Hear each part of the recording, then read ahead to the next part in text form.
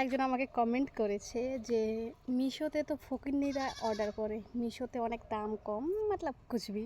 তো ফকিন্নিরা মানে আমাদের সকলকে বুঝিয়েছে যারা যারা আমি মিশোতে অর্ডার করি।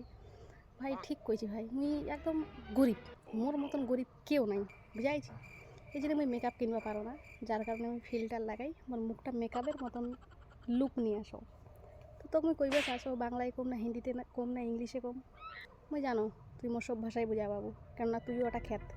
সেটা বড় কথা না, বড় কথা হচ্ছে মুই একদম মোর মতন গরিব এই দুনিয়াত কেউ নাই, বুঝা পাইছি। এবং মানুষ দিয়ে যায় মুই তারপর খাও, মুই এতটাই বড় গরিব।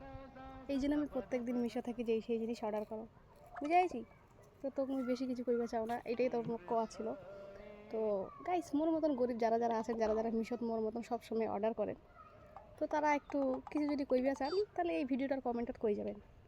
হারা তো একদম গরিব, তোমরা কইছে মোক যদি একলাই কলিতে তা না হলে আমি মানে নিতে, এটি কোনো সবাইকে বুঝাইছে।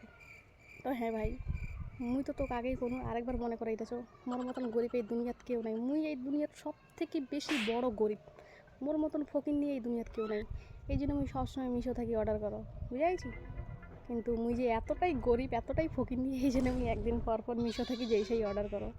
আশা করা খুব ভালোভাবে বুঝে পাইছি মোর কমেন্টটা।